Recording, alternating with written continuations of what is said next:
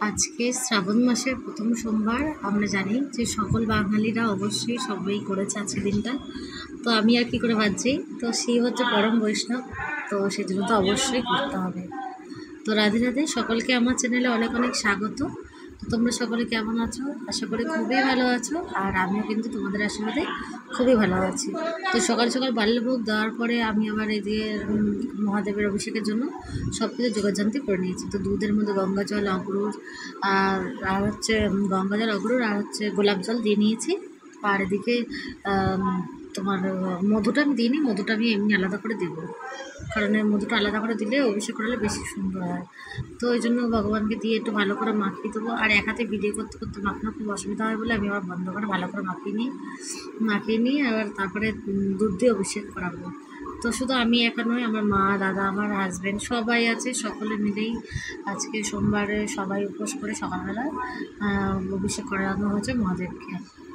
তো এদিকে আমার হয়েও গেছে, আর এরপরে দুধ দিয়ে অভিষেক করবো। আর এটা কিন্তু গরুর দুধ, একদম খাঁটি গরুর দুধ, একদম জল মিশাইনি, যেভাবে দিয়ে গেছে গোয়ালা সেইভাবেই রেখে দিয়েছে। সেটা দিয়ে কিন্তু মহাদেবের অভিষেকটা করাবো। আর অভিষেকটা করানোর পর আবার ভোগ লাগাবো। তো আজকে ছাতু দেবো গোপালকে ভেবে রেখেছি, কারণ শরীরটা খুব খারাপ। আর সত্যি তো বলতে কি বলতো, মন না ভালো থাকলে না কিছুই ভালো লাগে না। তো যাই হোক, মন না ভালো থাকলে ভগবানের জন্য টাইম আমাদের দিতেই হবে। ভগবান যখন সব কিছুর সময় আমাদের টাইম দেয়, আমাদের উচিত ভগবানকে সবসময় টাইম দেওয়া। আর এই যে আমার দেওয়া হয়ে গেছে, এরপর আমার বর দিচ্ছে। ওকেও চান করে এসছে, আমি বললাম শীঘ্রই দিয়ে যাও, আমি তখন ওখানেই ছিলাম। তো দিয়ে ও বলছে হ্যাঁ দিয়ে দিই। তারপরে দাদা, মা সবাই একে একে দিয়েছে। তো আমি আগে দিয়ে ফেলেছি, কারণ আমার রান্নাবান্না আছে। আর এই যে আমাদের উনি দিয়ে দিচ্ছেন, যাওয়ার পরে আবার আমি আবার রান্নায় যাব। আর এদিকে দেখো, গরুর দুধটা কিন্তু খুব গাঢ় ছিল, দেখছো তো, এক বাটি দুধ রেখেছিলাম, মানে প্রত্যেক দিনই গরুর দুধ দেয়, তো সেটাই রেখে দিয়েছিলাম। আর চন্দন টন্দন দিয়ে যেটা করেছি সেটা আর দেখানো হয়নি।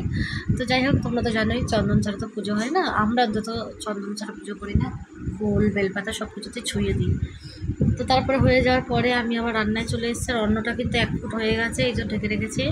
আর এদিকে পাঁপড় ভেজে নিয়েছি, আর এদিকে দেখো বেগুন আর কুমড়ো ভাজছি।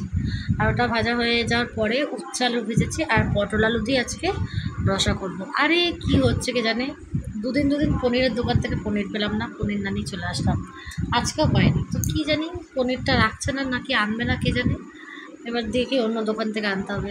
আর যেহেতু আমি যেখানে পড়াতে যাই সেখানে ওটা কাছে, বাজারটা এখনও আরও অনেক দূরে, ওই জন্য আমি আর যাই না। তো আর ভাবছিলাম মাকে পাঠাবো, তো মাও আর বৃষ্টিতে বাজারে যেতে পারেনি। আর এই যে দেখো, তারপরে এই যে ভোগটা লাগিয়ে দিয়েছিলাম ছাতু। আর তারপরে দেখো গোপালের দুপুরবেলার ভোগ দর্শন করো, অন্ন, পাঁপড় ভাজা, পটল আলু রসা, কুমড়ো ভাজা, বেগুন ভাজা আর উচ্ছে আলু ভাজা, এই ছিল আজকে দুপুরের ভোগ।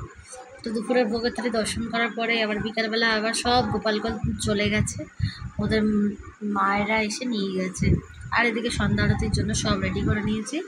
সন্ধ্যা আরতি পাবো, দেখো সবাই ফাঁকা, সব চলে গেছে, শুধু রয়েছে এই গবলু আর ওই গবলু।